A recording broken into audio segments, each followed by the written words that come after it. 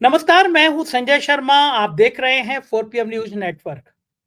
Sunday का दिन है, मुझे पता है आप सबको बेसब्री से राजीव जी की भविष्यवाणियों की याद आ रही होगी, आप सुनना चाहते होंगे। चंद्रचूड़ साहब जाते-जाते अपने ऊपर दाग क्यों लगा गए, सोशल मीडिया में ट्रोल क्यों हो गए, ये आज राजीव जी ने विस्तार से बताया है।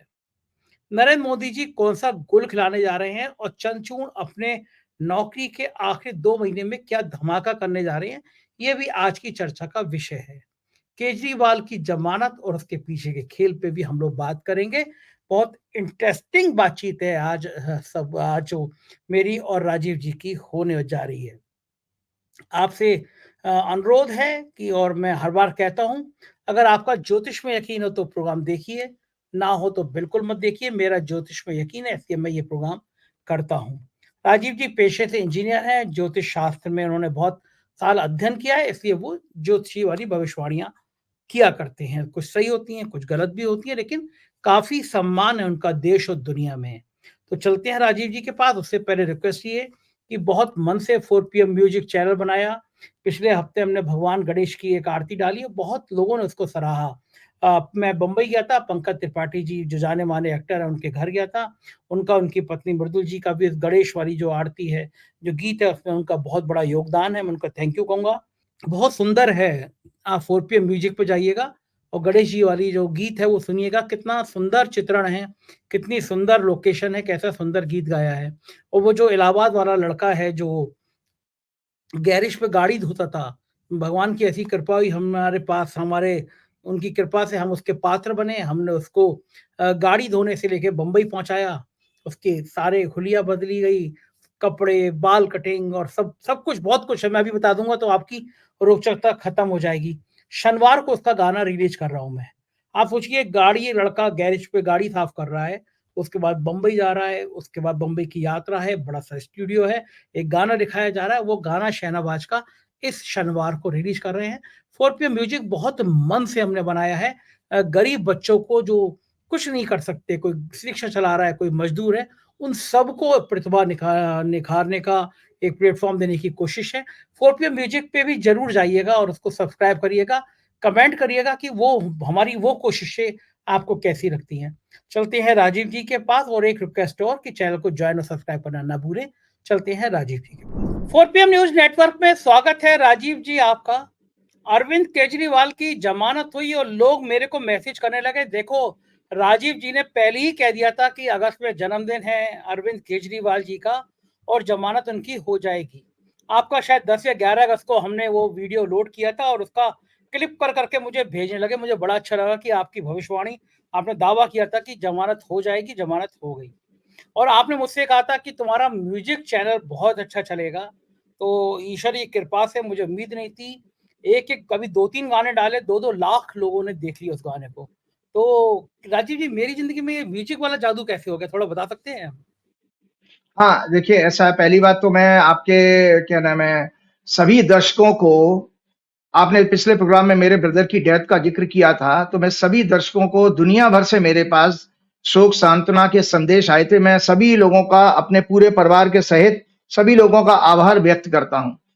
अब मैं आता हूँ आपके प्रश्न की बात। देखिए, वास्तव में आप बहुत बड़ा पुण्य का काम कर रहे हैं। मैंने भी वो दोनों गाने सुने, आपने जो गणेश जी के ऊपर जो गाना बनाया, प्लस उस इलाहाबाद के बच्चे को जो आपने, जो एक साधारण परिवार से आता था, उसको ले जाकर के जिस तरह से आपने उसकी ग्रूमिंग की है और वो आप उसको उसको प्लेटफ़ॉर्म दे रहे हैं, ये बड़ा पुण्य का काम है। देखिए, हम इंडियन आइडल वगैरह ये बहुत प्रोग्राम देखते थे, यहाँ बड़ा एक फिक्स सा लगता था कि सर्टेन इन्फ्लुएंसर लोगों के बच्चे पहुँच रहे हैं, ऐसा कई सारी कंट्रोवर्सीज़ भी आई थी। लेकिन आपने जो किया, वास्तव में ये इतना बड़ा पुण्य का काम है कि आप जो आखिरी पायदान पर बैठा व्यक्ति है, उसके अंदर हुनर है, उसको सिर्फ एक होता है कि हीरा तो बहुत है और हीरा हमेशा कोयले की खान में ही मिलता है, उसको पॉलिश करने वाला चाहिए, तो वो आप पॉलिशिंग का काम कर रहे हैं। तो मैं इसलिए बता रहा हूँ कि आपकी आपकी हॉरोस्कोप में देखिए, जो म्यूजिक का कॉम्बिनेशन आपका कुंभ लगन है देखिए, और बृहस्पति की आपका सेकंड भाव में बनता है। तो आप देखिए, इसीलिए आपकी आवाज भी मैं देखता हूँ बहुत मधुरता है आपकी आवाज में। आपकी आवाज में एक स्वीटनेस बहुत है।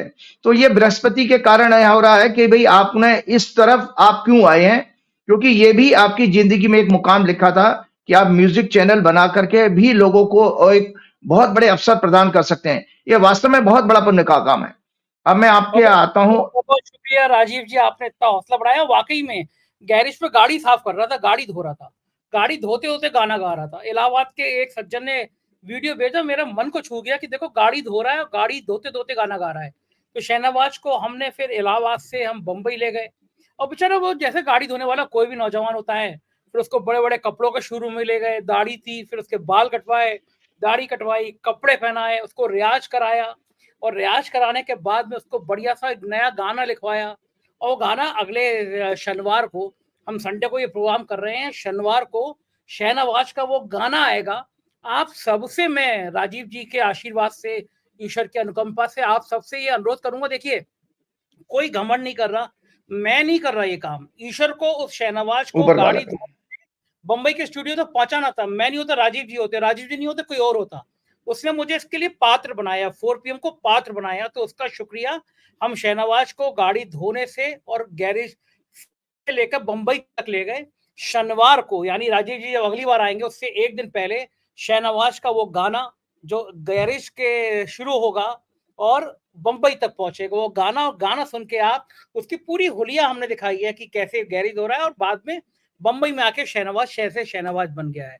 तो आप सबका प्यार रहेगा। राजीव जी बहुत बहुत शुक्रिया, आपने और हौसला बनाया मेरा। ऐसी गणेश जी की बहुत बढ़िया स्तुति की।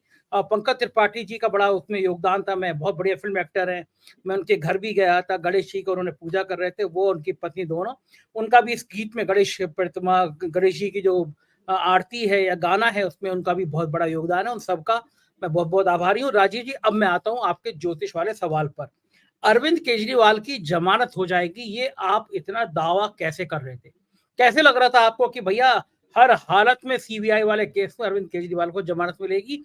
हालांकि बहुत कुछ तो आपने पहले बताया था, लेकिन अब भविष्यवाणी सही हो गई है, तो लोगों के मन में बड़ी जिज्ञासा हो गई कि आपको कैसे पता था कि भविष्य की जमानत हो ही जानी है?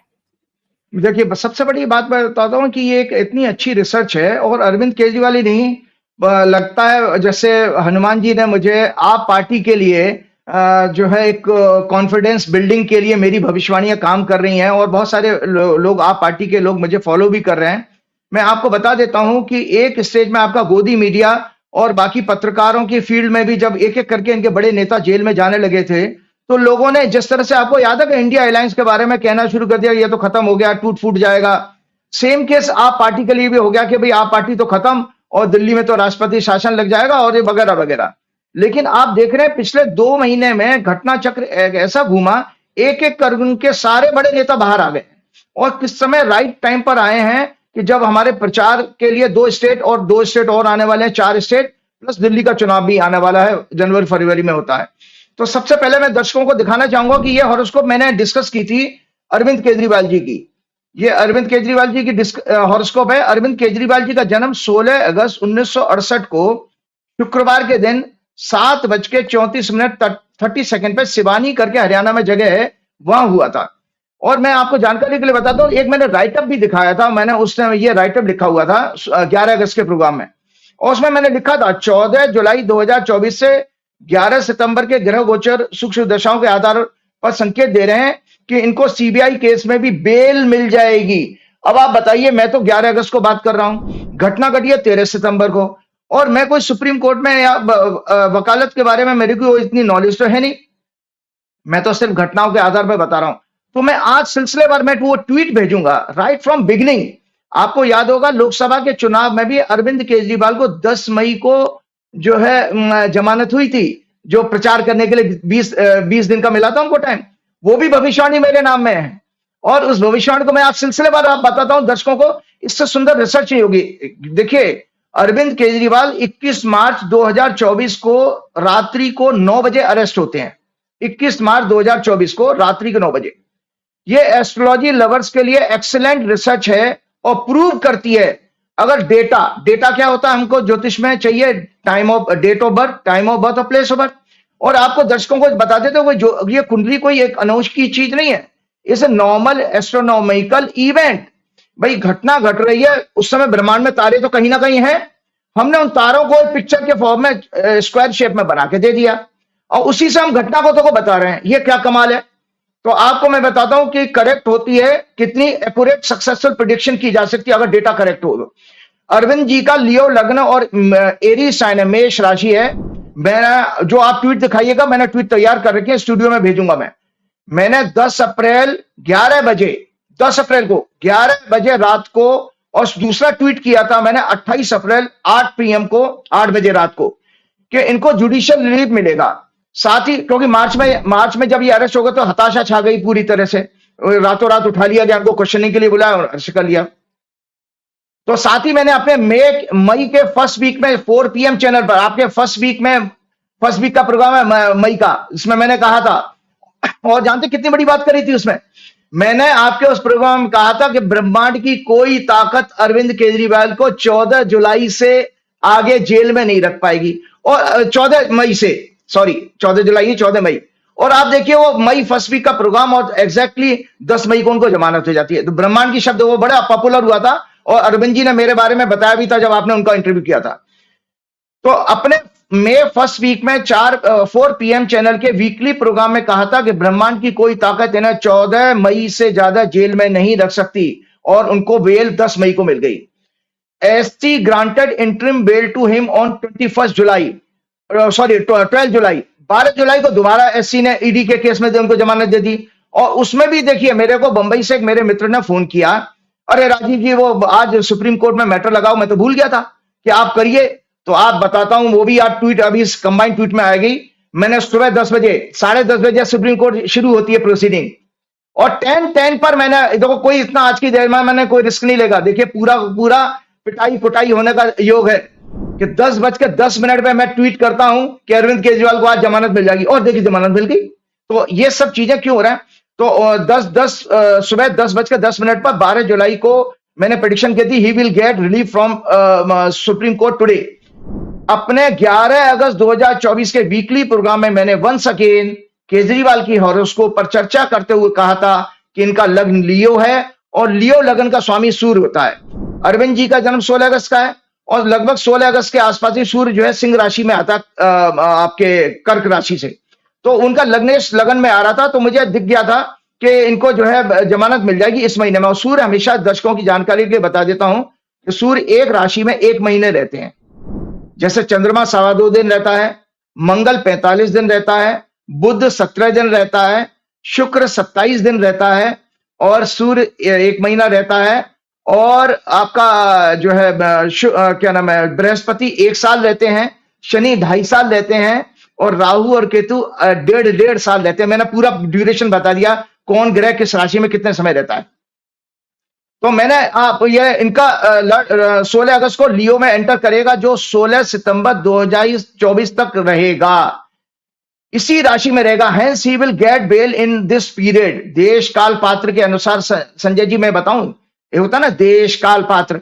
अब आप बताइए, एक ज्योतिषी कह रहा 16 अगस्त से 16 सितंबर के बीच में जमानत मिल जाएगी, तो लोग पूछेंगे यार भैया कब मिलेगी? अरे भाई, जब सुप्रीम कोर्ट में मैटर लिस्टेड होगा तभी तो मामला बनेगा। अब सुप्रीम कोर्ट में मैटर लिस्ट होगा तभी तो, मेरे अपने कहने से सुप्रीम कोर्ट तो बिना प्रोसीडिंग के, बिना सुनवाई के, बिना आर्गूमेंट के तो जजमेंट देगा नहीं। तो आपको बता देता हूं, 5 सितंबर को इनका मैटर लगा था, 5 सितंबर को, और 5 सितंबर को मुझे लगा था कि आज अरविंद केजरीवाल की आज बेल नहीं होगी, क्यों? मैंने इसलिए उसमें कोई ट्वीट भी नहीं किया था। और क्यों नहीं किया था इसका कारण बताता हूं कि अरविंद केजरीवाल 5 सितंबर को जो चंद्रमा था कन्या राशि में था, दर्शकों की जानकारी के बताया तो कन्या राशि में था 5 सितंबर को, दर्शक चेक कर सकते हैं, राहु केतु से पीड़ित था। इनकी कुंडली में मेष लगन है, मेष राशि है, तो मेष राशि से 6वें घर में जा रहा था, वो अच्छा योग नहीं है। और आप देखिए 13 सितंबर को उसी चंद्रमा ने, देखो 2 दिन की, मैं इससे ज्यादा अच्छी रिसर्च कोई एक्यूरेट प्रेडिक्शन नहीं हो सकती, कि 13 सितंबर को वही चंद्रमा इनके 9वें राशि में आ गया था, धनु राशि में, जो इस मेष राशि से 9वां घर बनता है।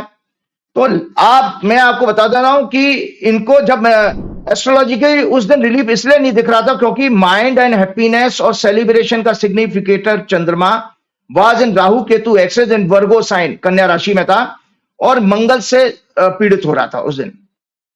लेकिन जब 12 सितंबर को न्यूज आई कि जजमेंट अनाउंस 13 तारीख को होगा, तो मैंने देर नहीं लगाई, और लगभग रात को ही मैंने 10:38 पर यह प्रेडिक्शन की, पूरा रिस्क लेते हुए सोशल मीडिया के सभी प्लेटफॉर्म पर रिस्क कर पूरा इन्फॉर्म कर दिया था कि कल अरविंद केजरीवाल को जेल में, रात की प्रेडिक्शन ट्वीट है मेरी कि अरविंद केजरीवाल आप लोगों के पास में भी सब दिखाइएगा, तो वो अरविंद केजरीवाल को बेल मिल जाएगी और बेल मिल गई।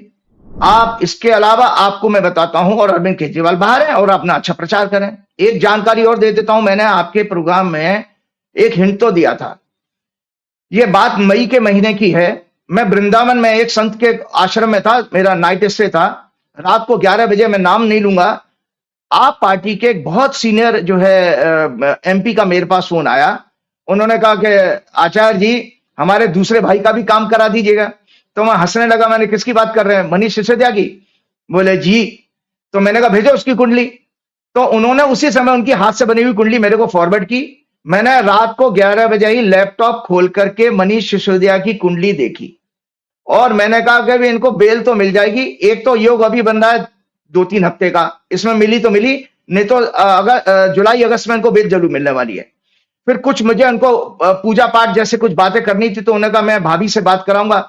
अगले दिन उसके 1 बजे करे आसपास मुझे मनीष सिसोदिया की वाइफ से मेरी बातचीत हुई है। मैं इसलिए बता रहा हूं कि मेरा रोल कितना बढ़ गया था इस दौरान। आप पार्टी को आशीर्वाद देने के लिए हनुमान जी करा रहे थे, क्योंकि ये लोग सब हनुमान जी के भक्त हैं ये भी।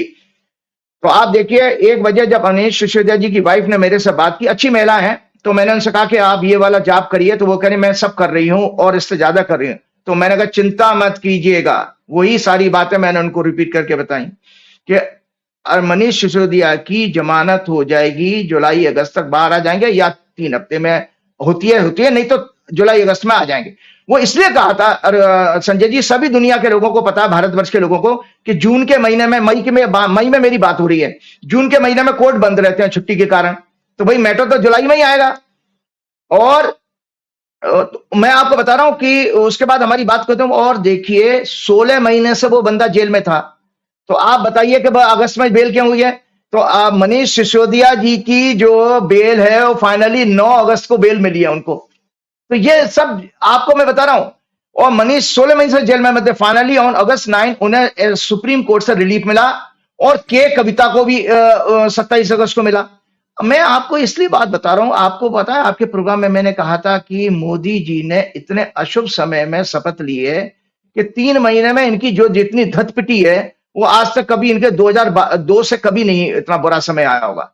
एक एक करके जितने लोगों के ऊपर उन्होंने फर्जी मुकदमे डाले थे, अमित शाह, मोदी ने, ये गैंग है पूरा का पूरा, इनका भाइयों का गैंग है ना, जैसे भाइयों का गैंग होते हैं पिक्चरों में दिखाते हैं। तो जितने केस सब के सब बाहर आ रहे हैं। मतलब जो बीच में जिनका पैसे का लेन देन हुआ, बिजनेसमैन था, कहीं कहीं नाम है मुझे नहीं पता, एक्साइज केस में लगभग सभी प्रोमिनेंट लोग बाहर आ चुके हैं। तो मैंने आपको बता रहा, अहंकारी बीजेपी मोदी शाह का सुप्रीम कोर्ट ने अपोजिशन लीडर्स को फर्जी मुकदमे में फंसाकर पब्लिक में उनका परसेप्शन इमेज खराब करना, उसमें गोदी मीडिया भी शामिल है, और देशद्रोही इनकी फेक न्यूज फैक्ट्री जो है आईटी सेल, वो भी शामिल है। जो बीजेपी के लो आईक्यू के लोग हैं वो उसमें बहुत अच्छी आईक्यू के लोग नहीं है, इतने थर्ड क्लास सड़क छाप लोग हैं बीजेपी के आईटी सेल में। और इन्होंने लगातार देखो पूरा का पूरा, आपको पता है अगर आप पूरे साल भर जब से एक्साइज केस आया होगा, आपने देखा उन्हें किस तरह से पूरे टाइम जो है इस चीज को उन्होंने एक्सपोज करने में लगाया, चैनल की एनर्जी बर्बाद की, हमारा दिमाग भी खराब किया, आम जनता का भी दिमाग खराब किया। आज वो सारा भांडाफोड़ सब सुप्रीम कोर्ट ने ध्वस्त कर दिया इनका किला।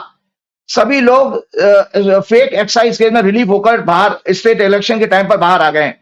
साथ ही सुप्रीम कोर्ट ने एक अपने हर जजमेंट में हाई कोर्ट को भी लताड़ा है और लोअर कोर्ट को भी लताड़ा है, और यह कहता कहा हुआ है कि भाई आपका जो फंडामेंटल राइट है हमारा फ्रीडम का, वो आप कैसे नहीं आप उसको इंपॉर्टेंस दे रहे हैं। वो कहते हैं बार बार हर जजमेंट में सुप्रीम कोर्ट के जजों ने कहा है bail is rule and jail is exception, सभी जगह कहा है। अगर देखिए अगर लॉ अलाउ करता है तो मैं तो इन लोगों से, आप पार्टी के लोगों से या जितने भी लोग जेल में गए हैं सबसे आग्रह करूंगा, कृपया करके 100 करोड़ रुपए का डिफेमेशन सूट फाइल कीजिएगा नरेंद्र मोदी के खिलाफ, अमित शाह के खिलाफ, बीजेपी की आईटी सेल के खिलाफ, गोदी मीडिया के खिलाफ, और जितने सीबीआई ईडी के डायरेक्टर हैं, जो पहले वाला मिश्रा था वो भी उसके खिलाफ, और जितने ऑफिसर है सबके खिलाफ करो। जब तक इन लोगों को दंड नहीं मिलेगा तब तक ये देखिए दूसरी ब्यूरोक्रेसी को एग्जाम्पल नहीं मिलेगा। क्या आपने गंद मचा रखा है देश में, आप बिल्कुल उसको बनाना रिपब्लिक की तरह ट्रीट करें जैसे पाकिस्तान में होता है, बांग्लादेश में होता है, जहां लॉलेस कंट्री है। आपने देश को उस तरह से बनाए रखा है, इस तरह से राजनीति की जाती है। ये तो आप कमजोर हैं, इसलिए आपको बताता हूं। कमजोरी से एक बहुत अच्छा वाक्य याद आ जाता है, दर्शकों को मजा आएगा सुनने में। मैंने आपके हर प्रोग्राम में कहा है कि हमारे नरेंद्र भाई बहुत कमजोर और डरपोक किस्म के व्यक्ति हैं, दोनों भाई डरपोक हैं। तो जब नरेंद्र भाई मुख्यमंत्री थे, जब नया नया मुख्यमंत्री आवास उनका बना था गांधीनगर में, किसी एक प्रोग्राम में वीडियो में मैंने सुना था, तो रात्रि को एक बहुत तेज जो है बम जैसे धमाके की आवाज आई। उसी समय नरेंद्र भाई अपने कमरे में से बाहर भागे और गाड़ी अपनी जो सिक्योरिटी की मंगवाई उसमें लेकर भाग लिए वहां से, और भाग करके और सारा हड़कंप मच गया प्रशासन में। पूरी गाड़ियां, सायरन बजाती हुई गाड़ियां इकट्ठे हुई। पता लगा कि वहां उस सीएम हाउस के आसपास पास से कोई हाईवे निकलता था, वो ट्रक का टायर बस्ट हो गया था। उसका ट्रक का टायर, मोदी जी के पीछे हाथ पैर धो के पड़े हैं, मतलब आपको कहानियां भी हम मोदी जी के ऊपर सुनाने लगे आप टायर फटने की। ये तो कहीं हमने पढ़ी भी नहीं, सुनी भी नहीं ये कहानी। मतलब मोदी जी ने नहीं सच कुछ लड़ाई है आपकी मोदी जी से, मुझे लग रहा है। नहीं, मैं लड़ाई नहीं हूं, मुझे लगता है देखो वो अभी भी देखो मिले भी हैं मोदी जी से।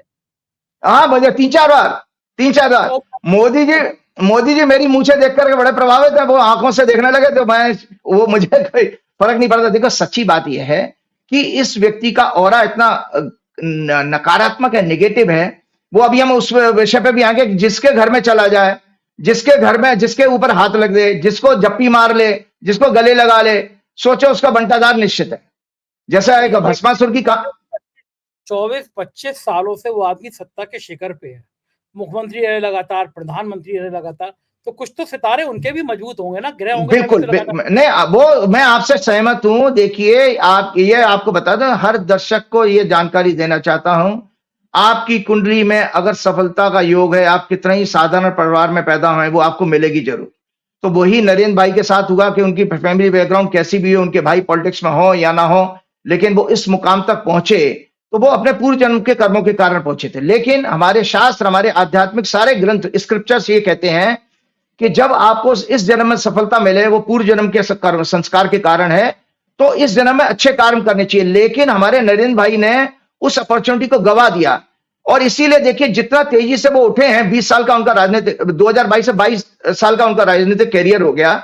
इसमें जिस तरह से उनका ग्राफ तेजी से उठा था, वो ग्राफ नीचे जा रहा है, क्योंकि आप जांच एजेंसियों को कब्जा करके बैठ करके आप विपक्ष को डरा धमा के राजनीति करेंगे, वो तो आप देखिए लगभग सब खत्म हो गया है। आपको पता कि एक और भी चीज हुई थी कि एक और जजमेंट इसी दौरान आ गया। अभी टाइम्स ऑफ इंडिया का 13 सितंबर का मैं बताता हूं हवाला देते हुए, सुप्रीम कोर्ट ने एक कठोर टिप्पणी करते हुए बुलडोजर पॉलिटिक्स को ध्वस्त करते हुए जजमेंट देते हुए कहा, बहुत कड़ी टिप्पणी की है, involvement of crime no ground for demolition, bulldozer justice like bulldozing laws of land. आप कानून को बुलडोज कर रहे हो। तो मैं आपको बताता हूं ये अत्यंत सख्त फैसला है। अगर आपके बाबा जी जो आदित्यनाथ जी हैं और उनके जो चमचे अफसर हैं और जितने भी मुख्यमंत्री हमारे, जिसमें एक मुख्यमंत्री तो दल बदलू है हमारा नॉर्थ ईस्ट के स्टेट्स का, और जितने भी हमारे मध्य प्रदेश के मुख्यमंत्री, ये सब लोगों को सबक लेना चाहिए। भगवान आपके ऊपर, आपके परिवार के लोगों के ऊपर बुलडोजर चलाने वाला है। आपने किसी अगर जो है अन्याय किया है किसी के साथ, निर्दोष के साथ, देखिए किसी व्यक्ति ने अपराध किया तो वो उसके परिवार का क्या दोष है। तो ये सब चीजें अच्छी बात नहीं है। देखिए अगर इनमें जरा भी नैतिकता है तो उनको अपने पद से इस्तीफा दे देना चाहिए, इस क्या नाम है, जजमेंट आने के बाद में। तो आप देख रहे हैं कि नरेंद्र मोदी जी की जितनी भी तर्कस में तीर थे, एक एक करके सुप्रीम कोर्ट ने सारे उड़ा दिए हैं, कि जो उनकी जो ईडी सीबीआई थी उसको है। और एक और बहुत बड़ी टिप्पणी की है, आप लोगों ने बहुत सारे प्रोग्राम भी किए, मैं सुन भी रहा था आप लोगों के पत्रकारों के, कि सीबीआई को उन्होंने कहा कि भाई आपको अपना परसेप्शन चेंज करना पड़ेगा, आप तो पिंजरे में बंद तोता हैं। और इस बात को लेकर नरेंद्र मोदी जी पार्लियामेंट में, अभी नई पार्लियामेंट में, और बड़े शानों के शौकत के साथ कह रहे थे। मैं एक पुरानी वीडियो देख रहा था रवीश कुमार के चैनल पर, उसमें पीछे किरण रिजिजू दिखाई दे रहे हैं और वो क्या नाम है, जयंत चौधरी भी बैठा हुआ दिखाई दे रहा है। तो मोदी जी कह रहे हैं देखो पिछली सरकार में जांच एजेंसियों पे कैसा कब्जा था, और वहां सुप्रीम कोर्ट ने रूलिंग दी थी कि सीबीआई, जांच एजेंसियां, सीबीआई पिंजरे में बंद तोता है। लेकिन आज देखिए वही तोता आपके ऊपर भी लग गया, क्योंकि वो आपको भी आज उसने जजमेंट में कह देगा ये तो बंद तोता है। और 11 साल बाद जजमेंट आया, 2013 में जजमेंट था ये, 2013 के बाद 2024 में 11 वर्ष के बाद आज वही चीज। तो जो सीबीआई के चीफ है ना, वो 1987 के आईपीएस ऑफिसर हैं। और मैं, मेरे जितने भी मित्र हैं 1980, अगर मैं भी आईपीएस आईएएस होता तो मेरा 87-88 बैच होता। तो वो सज्जन, उनको थोड़ा सा शर्म करनी चाहिए। आपको इसी समाज में रहना है। और देखिए संजय जी, एक खतरा क्या है मैं आपको बता रहा हूं, मैं कई सारे लोगों से बात करता रहता हूं, बड़े बड़े ब्यूरोक्रेट से। तो वो लोगों ने भी माना कि ये जो आज सोशल मीडिया का युग है ये बड़ा डेंजरस है। भाई साहब, सोशल मीडिया के प्लेटफॉर्म पर आपकी 7 पीढ़ियों की इंफॉर्मेशन निकाल करके लोग ट्रोलिंग शुरू कर देंगे। ये जो बड़े बड़े पदों पर बैठे लोग, जो कॉन्स्टिट्यूशनल पोजीशन पर बैठे हुए लोग हैं, ये उनके लिए चेतावनी है। कृपया करके आप लोग संविधान के अनुसार और जनता के प्रति जवाबदेही आपकी होनी चाहिए। ऐसे जजमेंट और ऐसे कार्य कीजिए, अन्यथा आपके बच्चे सड़क पर चलने में आपको अपमानित महसूस करेंगे, क्योंकि देखो ये इसका फलाने बाप ने ये किया था। ये सब चीज इनको झेलनी पड़ेगी कि बच्चों की ट्रोलिंग शुरू हो जाती है। क्यों? क्योंकि वो सब निकाल लेते हैं सोशल मीडिया पे, भाई इनके बच्चे कहां कहां पढ़ते हैं, ये वगैरह वगैरह। भाई आप देखो, मेरे बच्चों के पास में मैं तो आपको पता है कि मैंने किसी भी प्लेटफॉर्म पे संजय जी कोई अपना नंबर नहीं छोड़ा है। मेरा कोई कॉन्टेक्ट नंबर नहीं है, ना सोशल मीडिया पे, ना ट्विटर पर, ना फेसबुक पर, ना इंस्टाग्राम पर। तो लोग पता नहीं कहां से ढूंढ ढांड करके वो बेटी के पास के प्रोफाइल में पहुंच गए, वहां से रिक्वेस्ट करे कि हमारे आचार्य जी से नंबर दिलवा दीजिए, हमारा अपॉइंटमेंट दिलवा दीजिएगा। तो आपको समझ समस्या क्या है? तो यही चीजें इन लोगों को सावधानी बरतनी चाहिए कि चाहे वो चीफ जस्टिस ऑफ इंडिया हो, चाहे वो सुप्रीम कोर्ट के जज हो, चाहे वो चीफ इलेक्शन कमिश्नर हो, चाहे ब्यूरोक्रेसी हो, चाहे वो पीएमओ में काम करती हो या डिस्ट्रिक्ट लेवल पे काम करती हो, आपके हर एक्शन को आज ऊपर वाला देख रहा है। कहते हैं ना भाई, आज इंटरनेट और सोशल मीडिया किस पे चल रही है? इंटरनेट से। तो हम ये कह सकते हैं ऊपर वाला देख रहा है। आज आप सबके सब ऊपर वाले की रडार में हो, तो आपने कोई भी गलत काम किया तो आपको सोशल मीडिया पर पब्लिक छोड़े नहीं, ट्रोलिंग तो शुरू कर देगी। आपको अपना फेसबुक और इंस्टाग्राम और ट्विटर बंद ही करना पड़ जाएगा। तो कहने का मतलब यह, एक और चीज मैं आपको बता रहा हूं। एक हमारे फरीदाबाद में, मैं लगातार अपने विषय पर तो आऊंगा, मैंने अरविंद केजरीवाल जी को बताया।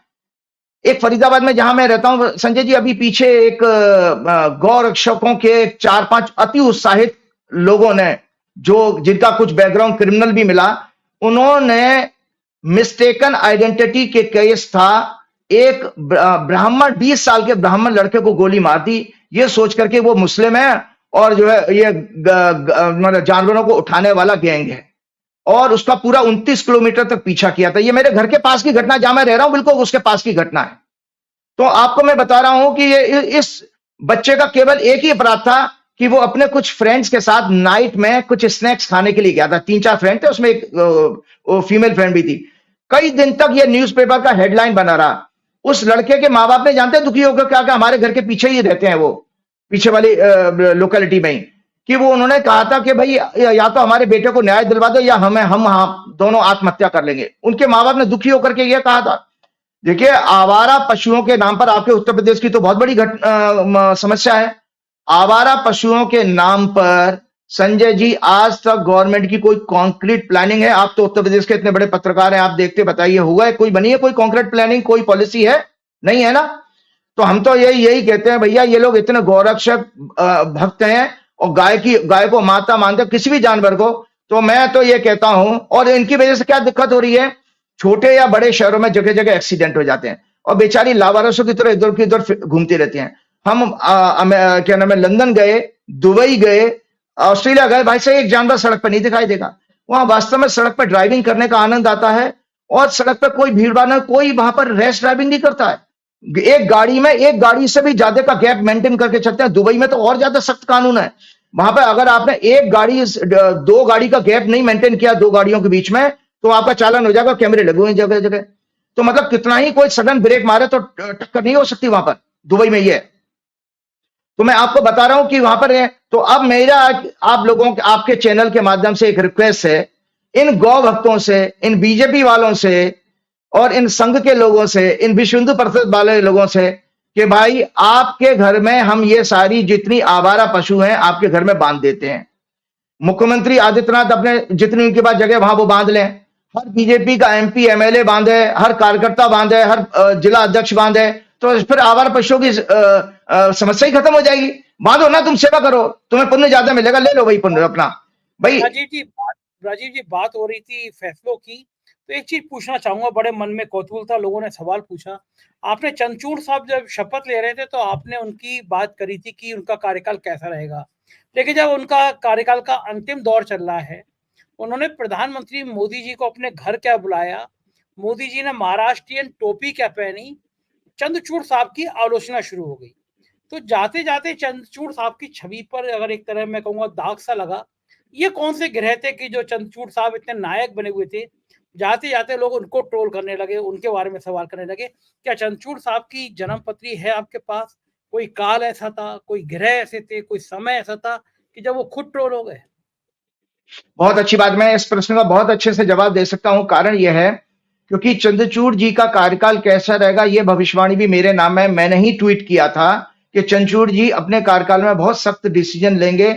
एक जुडिशरी में कॉन्फिडेंस लोगों का बढ़ेगा, बड़ा एग्रेसिव एंड बोल्ड डिसीजन देंगे, जिसके कारण सरकार को बहुत सारी मृत्युतुल्य कष्ट होगा। यह सब मेरी भविष्यवाणी है। तो उसके मूल में जाने से पहले मैं आज दर्शकों को एक बहुत चौंकाने वाली हॉरोस्कोप लेकर के आया हूं। ये हॉरोस्कोप है दर्शकों, आपके सुप्रीम कोर्ट जब फॉर्म हुआ था, सुप्रीम कोर्ट जब फॉर्म हुआ है 28 जनवरी, 26 जनवरी 1950 को पूर्ण गणतंत्र बना है। 28 जनवरी 1950 को शनिवार का दिन था, सुबह 9:43 पर दिल्ली का बर्थ है सुप्रीम कोर्ट का। तो सुप्रीम कोर्ट के बाद ये मीन लगन की कुंडली है। लग्न में राहु, दूसरे घर में उच्च का चंद्रमा, छठवें घर में शनि सिंह राशि का, और सातवें घर में मंगल केतु के साथ, 9 और 10वें घर में बुध वक्री, 11वें भाव में नीच का बृहस्पति, और रेट्रोगेट और कंबस शुक्र, और सूर्य इस कुंडली में है। और इनका जो नक्षत्र है फॉर्मेशन का, वो कृतिका नक्षत्र में है। तो मैं आपको बता रहा हूं, इसमें इस कुंडली में क्या बहुत अच्छी बात है कि सूर्य और चंद्रमा पर दोनों पर बृहस्पति की दृष्टि है। इसका मतलब है जो सुप्रीम कोर्ट जो फॉर्म हुआ था, इसका जो मूल जो आत्मा और इंटेंशन है वो बड़े प्योर है। परंतु दुर्भाग्य यह एक इमोशनल हॉरोस्कोप बन गया, ये जल तत्व का। मतलब इसमें ऐसा बोल्ड सुप्रीम कोर्ट इंस्टीट्यूशन नहीं बना कि जिससे कि विश्व में इसके निर्णयों के द्वारा लोग एग्जाम्पल कोट करें। आपको बता दें मूल हमारा कमजोर कहां पर है कि जो हॉरोस्कोप बनी है सुप्रीम कोर्ट की, वो बहुत सॉफ्ट हॉरोस्कोप है। उस सॉफ्ट हॉरोस्कोप में सुप्रीम कोर्ट में कभी भी हम ऐसे बड़े डिसीजन नहीं दे सकते, कोई भी जज आए या चले जाए। देखिए, आपके इंटेंशन बहुत अच्छे हों, आप बहुत अच्छी सोल हैं, लेकिन अगर आप एफर्ट्स नहीं कर पाए, आप चैलेंज नहीं ले सकते, आप रिस्क नहीं ले सकते, तो फिर आपका नेम ऑन फेम तो होता नहीं है जिंदगी में। याद रखिए, हिस्ट्री उठा के देख लीजिएगा। देखिए, तलवे चाटने वालों से कभी भी इतिहास नहीं रचा गया है। इतिहास हमेशा उसी ने रचा जिसने चैलेंज लिया है, जिसने रिस्क उठाया है। ठीक है, तो मैं आपको बता रहा हूं, जल्दी से इसको बता दें कि इंडिपेंडेंट इंडिया में सुप्रीम कोर्ट का फाउंडेशन 28 जनवरी 1950 को लगभग 9:43 पर हुआ था। मीन लगन वृषभ राशि कृतिका नक्षत्र में हुआ। ये इमोशनल लगन है। सूर्य मरकरी और इनकी दशा थी जब ये शुरू हुआ था सुप्रीम कोर्ट, तो सूर्य बुध और मंगल और बृहस्पति में इनके लगन में राहु। वर्तमान दशा 1 नवंबर 2021 से 10वें भाव में बैठे चौथे घर के स्वामी और 7वें घर के स्वामी बुध की चल रही है। बुध क्या है, हम ज्योतिष के जानकारों के लिए बता देता हूं। Intellectual calibre of nation, communication, commerce, literary word, scientific calibre, scientific organisation, intellect, news, media, written and spoken word, TV anchors, weather. इस हॉरोस्कोप में ब्रह्मांड के सबसे शुभ ग्रह जो बृहस्पति नीच का है। 3rd Lord 8th Lord Venus वक्री और अस्त है। आप वीनस क्या सिग्निफाई करता है, इनेक्टिंग ऑफ राइटियस लॉ। यह इसलिए बात बता रहा हूं कि आप बहुत बड़े जजमेंट सुप्रीम कोर्ट नहीं बना सकता है, को उसके फेलियर आपके सामने आएंगे, जो मैं आपको एक एक करके सिलसिलेवार बताता हूं। कि enacting of righteous law, control over जजेस, जजेस के ऊपर कंट्रोल भी आपको पता है। 4 सुप्रीम कोर्ट के जजेस ने प्रेस कॉन्फ्रेंस की थी दीपक मिश्रा जी जब चीफ जस्टिस से, तो उसमें क्या है, जजेस के ऊपर कंट्रोल भी उतना पावरफुल नहीं रहेगा इस इंस्टीट्यूशन में। Jury and court of law, society, social and entertainment, side of the nation prosperity. समाज के लिए भी बहुत बड़े जजमेंट देने में ये सुप्रीम कोर्ट हमारा कमजोर साबित होगा। और मंगल क्या सिग्निफाई करता है, execution, logic and reasoning, police, arm forces, accident, murders, thief, terrorism, infiltration, manufacturing and industrial progress, mass tragedy, sex crime, air and train accident, surgery, political disturbance, hurricane, typhoon, volcanoes. मैं इसलिए बता रहा हूं, समाज और देश को जो आज इस सुप्रीम कोर्ट की जो फॉर्मेशन हुई है उसमें हम कुछ नहीं कर सकते। इंटरप्रिटेशन मेरे, चूंकि मैं पहली बार इस सॉरस को डिस्कस कर रहा हूं और ये ऑन रिकॉर्ड जा रही है और लोग इसको राइट फ्रॉम 1947 से 1950 के बाद इसको वेरीफाई कर सकते हैं कि सुप्रीम कोर्ट के इन इतने सालों में, हमारे 74 साल में क्या क्या किस तरह के जजमेंट आए। समाज और देश को मार्गदर्शन करने वाले राइटियस लॉ की विल पावर और एफर्ट्स कमजोर रहेंगे। सिंस इस लॉ लगना Lord and tenth Lord is debilitated, नीच का है जुडिशरी में ओवर एम्बिशियस। सुनते जाइएगा संजय जी, दर्शक भी ध्यान से सुने। जुडिशरी में over ambitious with lack of vision वाले जजेस होंगे, जिनके अंदर थोड़ा सेल्फिश एटीट्यूड और ग्रीड होगा। ग्रीड भी होगा, जैसे जो जजेस, आपको पता है ये ग्रीड का सबसे बड़ा सिंबल होता है कि आप पोस्ट रिटायरमेंट जो है पद मांगने जाते हो, जितने भी, जब कोई राज्यपाल बन जाता है, कोई राज्यसभा के में एमपी बन जाता है, ये ग्रीड है बेसिकली।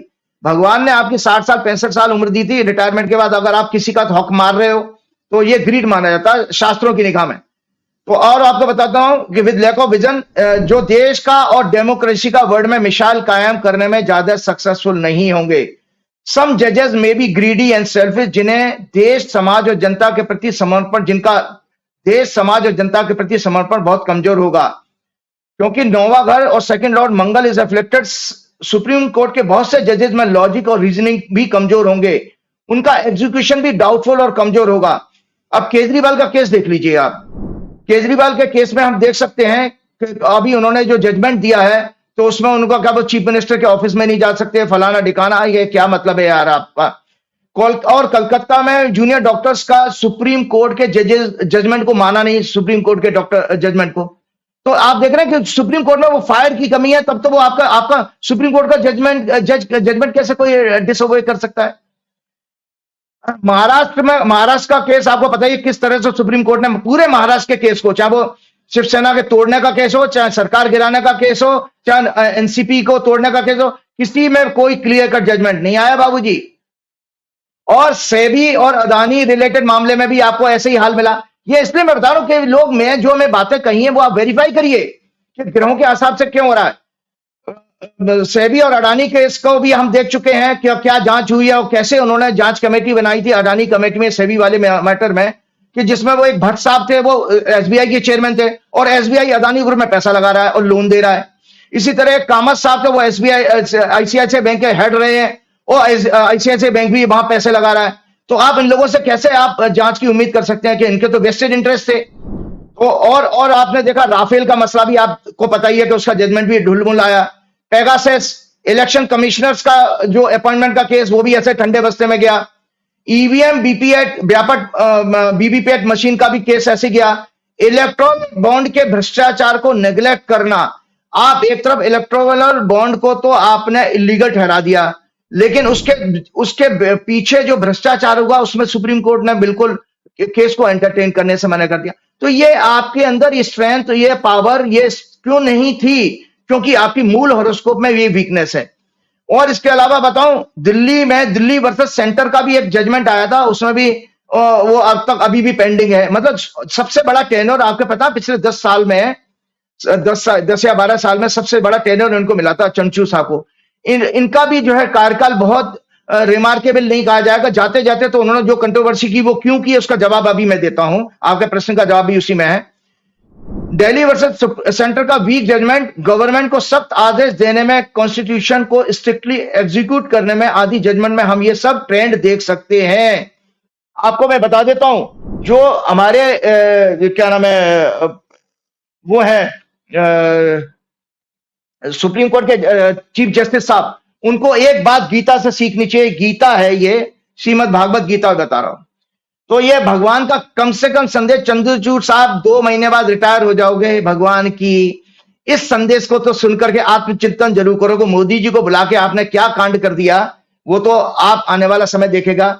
भगवान कहते हैं गीता में, हे अर्जुन, आचार्यों, राजनेताओं और इंटेलेक्चुअल्स और बड़े पोजीशंस पर जो लोग विराजमान हैं, उनका आचरण ऐसा होना चाहिए जो स्वार्थ यानी काम और लोभ, छल कपट, निंदा, भेदभाव से दूर हो, क्योंकि समाज के अन्य लोग उसका अनुसरण करते हैं, उसको फॉलो करते हैं। तो आपको रोल एग्जाम्पल, रोल मॉडल बनना चाहिए था, लेकिन रोल मॉडल तो आप नहीं बने। तो इसका कारण यह है कि भाई जनाब इसमें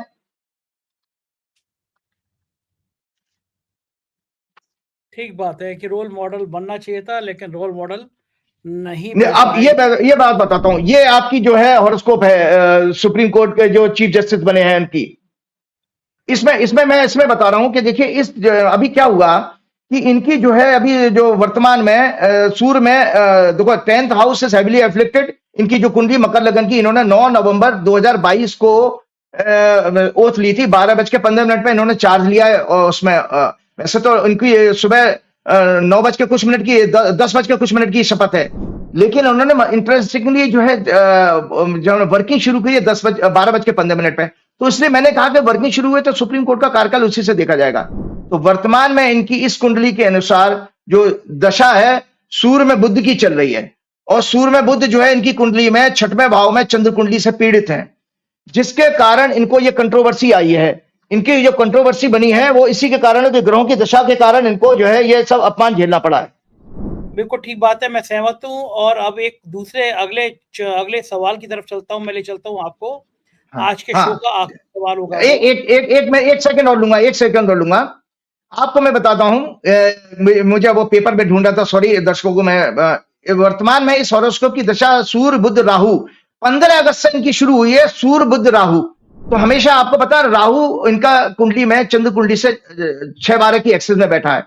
तो जब भी राहु का पीरियड आ जाता है तो हमेशा कोई षड्यंत्र, ये अब मोदी जी ने षड्यंत्र जानबूझ के किया है, भगवान जाने, ये आगे विषय जांच का विषय लोगों की विवेक पे छोड़ता हूं मैं। आपके बहुत सारे पत्रकारों ने कहा कि अरविंद केजरीवाल का जजमेंट भी शायद इसी से लिंक कर दिया। देखिए मैं एक एस्ट्रोलॉजर हूं, मुझे वो पत्रकार और जो मीडिया और दूसरे लोग के आंकलन कर उससे लेना देना नहीं है। मैंने अरविंद केजरीवाल की बकायदा कुंडली को डिस्कस करते हुए बताया कि उनकी बेल होनी थी। इसमें कोई सुप्रीम कोर्ट के चीफ जस्टिस के यहाँ मोदी जी चले गए इसलिए उसका कोई लिंक है, ज्योतिष के अनुसार उसका कोई लिंक नहीं है।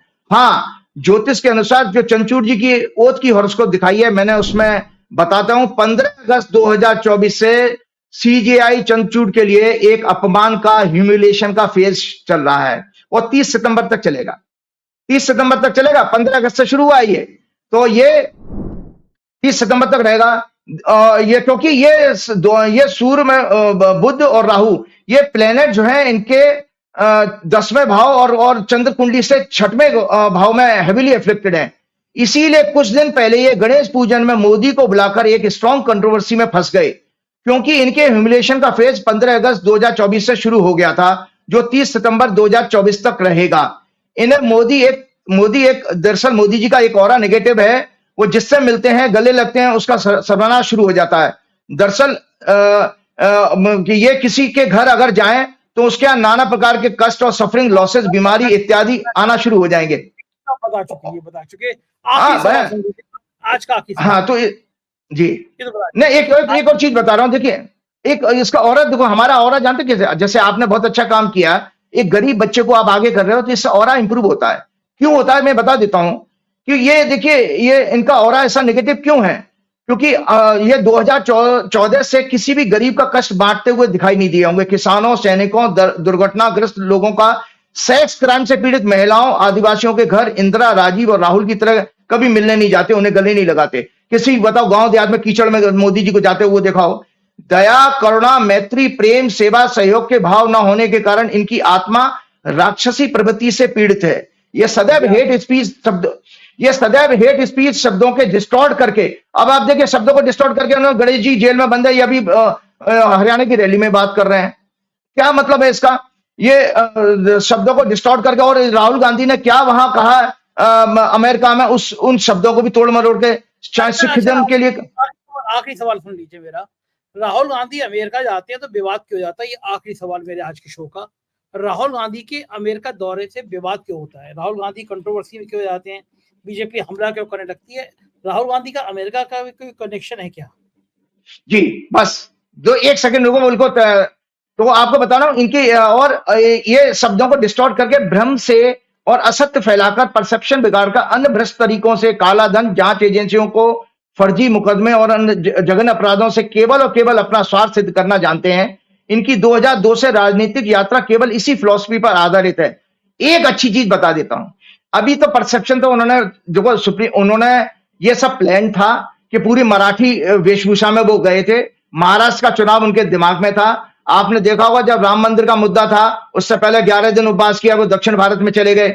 फिर राम जी का जो है उन्होंने जो है जब वो किया था पूरा वेशभूषा ब्राह्मण पंडितों वाली, तो इसमें गीता में भगवान ने चैप्टर 17 में कहा है कि हे अर्जुन, जो पूजा पाठ अनुष्ठान दिखावे कैमरे लगाकर के स्वार्थ सिद्धि के लिए किए जाते हैं, उनके क्षणिक जो है परिणाम होते हैं, अन्यथा वो मन को शांति प्रदान करने वाले और आपके पापों को काटने वाले नहीं होते हैं।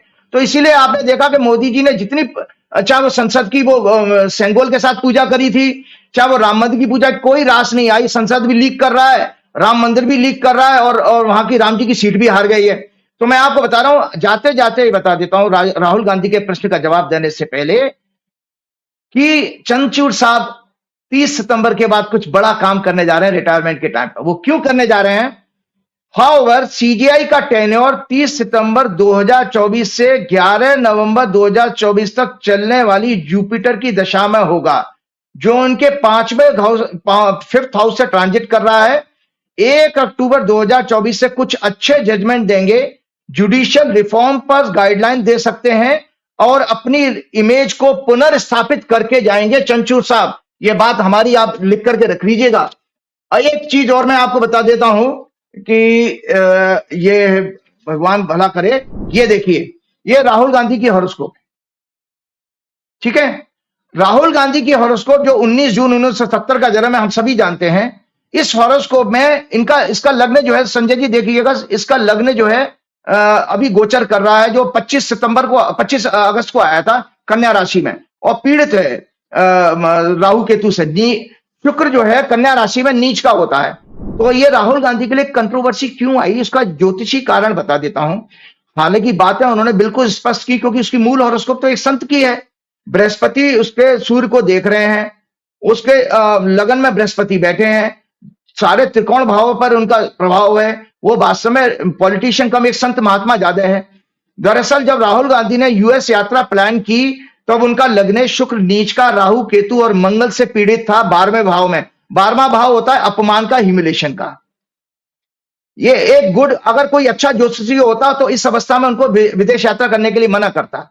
मैं होता तो मना कर देता कि राहुल जी अभी मत करिए, बाद में करिएगा।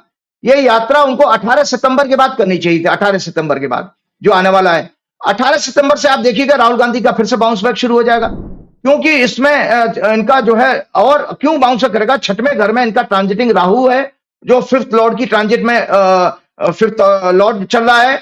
18 के बाद लग्नेश वीनस का लग्न में प्रवेश बहुत हद तक डैमेज कंट्रोल करेगा।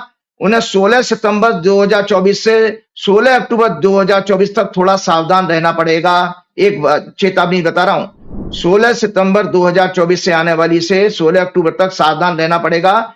विक्षिप्त माइंड के रूलिंग पार्टी सत्ता दल, उनके खिलाफ राजनीतिक षड्यंत्र, फर्जी रेड्स, छापे वगैरह आदि जांच एजेंसियों का काम कोई योजना बनाने का कार्य कर सकती है। एक चलते चलते एक और आपको बता दूं, क्योंकि ये आपका जब हमारा प्रोग्राम हो रहा है 15 तारीख को, तो हमारा 16 तारीख को सूर्य राशि बदल रहा है। तो ये इसको हम संक्रांति कहते हैं। जब सूर्य किसी अगली राशि में जाता है तो पूरे महीने का फलादेश देखा जाता है। तो ये सूर्य राशि बदला 16 सितंबर 2024 को 7:43 पर।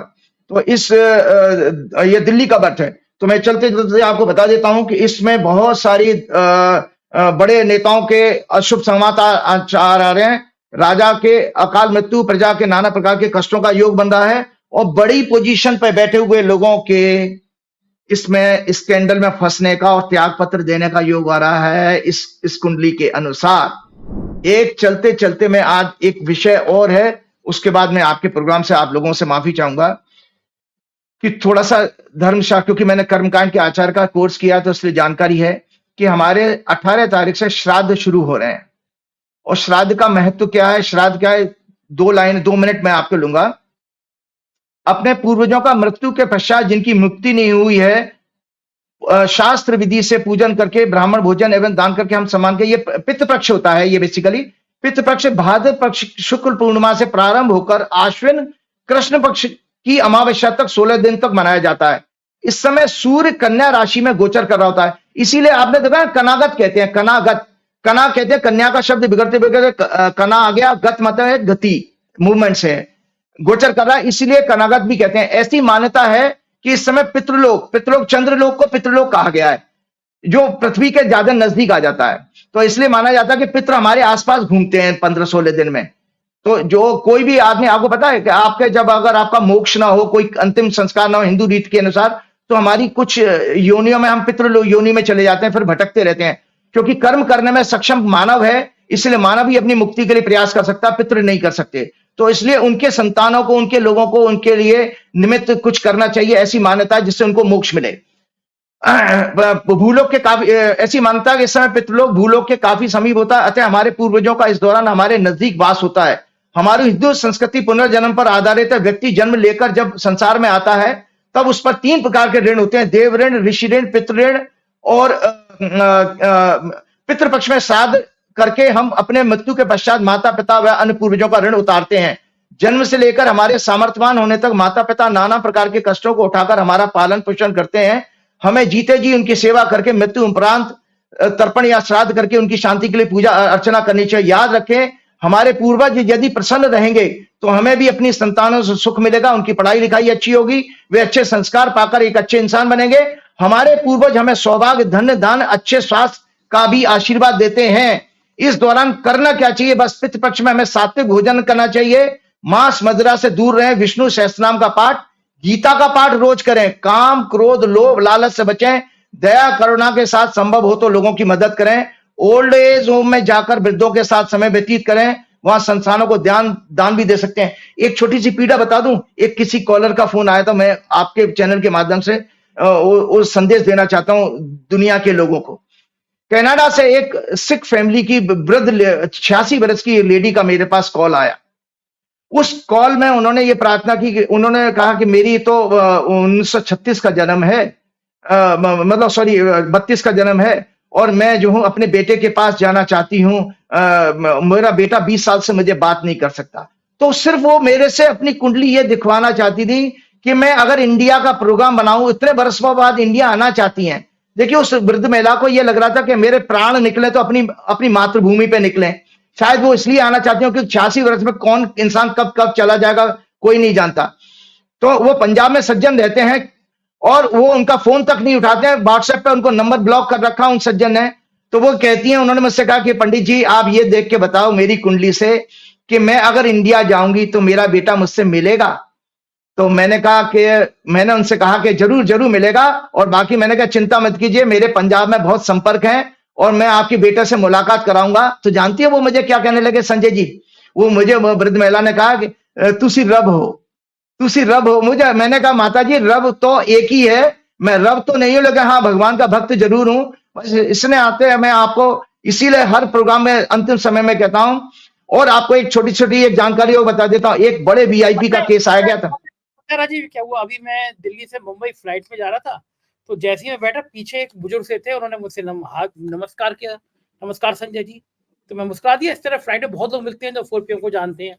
तो वो कर्नल थे, कर्नल JK मेहता, और 30 साल वो फौज में काम किए थे। उनका बेटा भी नेवी में ब्रिगेडियर है, बड़ी पोस्ट पे है नेवी में। तो मैं 4PM की तारीफ कर रहे हैं, बोले मैं इतवार को सुबह उठते ही, मतलब उठता ही इसलिए कि मुझे राजीव जी की बातें सुननी होती हैं। तो मुझसे बोले कि राजीव जी के शो में आप मेरा कर्नल JK मेहता जी हैं, उनका राजीव जी से मेरा प्रणाम कह दीजिएगा। तो मुझे आपकी बातों से उनकी याद आ गई। मैं आपको बताऊं संजय जी, जैसा आपका व्यक्तित्व तो थोड़ा सा भगवान हनुमान जी की भक्ति है, बस मेरे पास तो और कुछ नहीं है। कि आप लंदन में जब मैं एक परिवार के गया था, वो भी 77 साल के सीनियर सिटीजन थे, उनकी वाइफ 75 साल की थी, मेरी वाइफ मेरे साथ थी। और वो वहां पर जैसे ही मैं उनके घर गया हूं, खाने पर उन्होंने बुलाया था, तो मैं कई लोगों को मैंने बताया, आपके प्रोग्राम के जरिए मैं दुनिया को बताना चाहता हूं। वो कहने लगे कि भगवान हमारे घर आए हैं, हमें समझ में नहीं आ रहा हम कैसे रिएक्ट करें। अरे मैंने कहा आप क्या बात कर रही है, मुझे भगवान मत बनाइए। मैंने कहा भगवान तो केवल एक ही होता है और हम सब भगवान के बंदे हैं, बस हमारा यही है। तो मैं चलते चलते हनुमान जी की प्रार्थना के साथ प्रोग्राम समाप्त करना चाहूंगा। श्री गुरु चरण सरोज रज निज मन मुकुर सुधार, वर्ण रघुवर विमल जसु जो दायक फलचार, बुद्धिहीन तनु जान के, सुमरो पवन कुमार, बल बुद्धि विद्या देव मोह, हरऊ कलेश विकार, कृपा करहूं गुरुदेव की नाई। जय श्री राम, जय हनुमान। बहुत शुक्रिया राजीव जी, आपने समय दिया, थैंक यू। तो ये थे राजीव नारायण जी, और आपने सुना कि कितनी जबरदस्त भविष्यवाणी करते हैं। मुझे बताइएगा कि उनकी ये बातचीत आपको कैसे लगी। बहुत बहुत शुक्रिया, थैंक यू।